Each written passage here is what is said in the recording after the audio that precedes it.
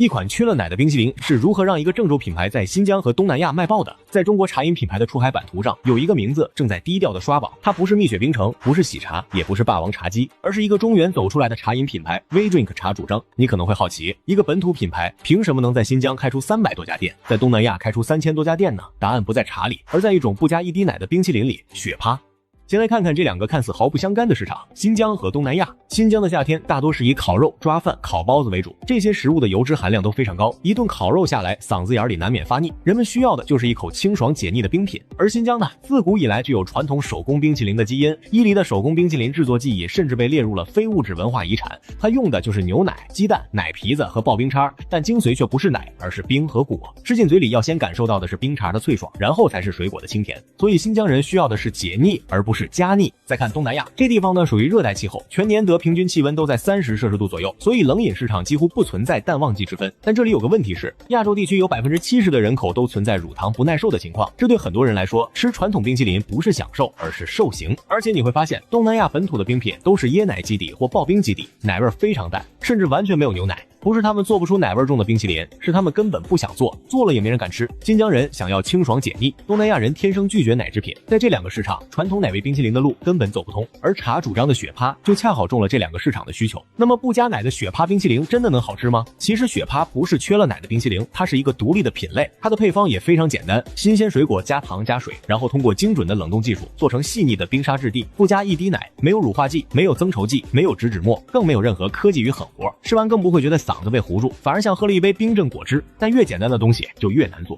可難點在哪呢？其實啊，冰淇淋沒有奶的乳化作用，所以控制冰晶、保留果香的門檻就會更高，因為奶能掩蓋很多瑕疵。水果不夠香，加點奶；甜度不夠，加點奶；口感不夠豐富，還是加點奶。可一旦去掉奶以後，水果本身好不好，冷凍工藝過不過關，一口就暴露無遺。而茶主張自建原料工廠，擁有強大的研發團隊和物流體系，所到一處就開設海外分公司，建立海外大倉，全球統一供應。這種供應鏈能力讓他們能把雪趴的成本壓到同行睡不着覺的程度。一個打夠3圈的雪趴蛋筒冰淇淋2.5塊，大的 U 型杯打滿雪趴，沖入清新的茉莉茶底，外加葡萄果肉搭配脆饽饽，也才6元，比一杯奶茶還便宜。那麼到底是誰在買雪趴冰淇淋呢？首先就是重油餐後解膩黨，在新疆，人們吃完烤肉、火鍋、抓飯後，基本都會來一杯，畢竟這比喝冰水強100倍。其次是減脂期的低卡人，純水果加零奶的熱量低到幾乎可以忽略，還有乳糖不耐受人群，也終於有一款可以放心吃的冰淇淋了。此外，它也適合素食愛好者，還能順便補充維 C， 一杯下肚，清爽又養生。所以這麼一看啊，茶主張做的不是少了什麼，而是讓消費者體驗到了更鮮、更爽、無負擔的清涼感。這其實是一種認知重構。傳統冰淇淋的賣點是濃郁，雪趴的賣點是清爽。當你不再強調缺了奶，而是強調水果本味解膩神器，消費者很快就建立起了新的心智锚點。所以一個鄭州品牌憑什麼在新疆和東南亞賣爆呢？不是他多會營銷，而是他做了一個很簡單卻被人忽略的事兒，尊重不同地方的人對清爽的真實需求。比如這杯葡萄爆珠聖代，不加奶的雪趴底，搭配葡萄果肉和青稞爆珠，葡萄果肉清新爽口，青稞爆珠增加咀嚼樂趣，讓這個夏天再清爽不過了。所以有時候啊，最好的創新不是加東西，而是敢去掉那個理所當然。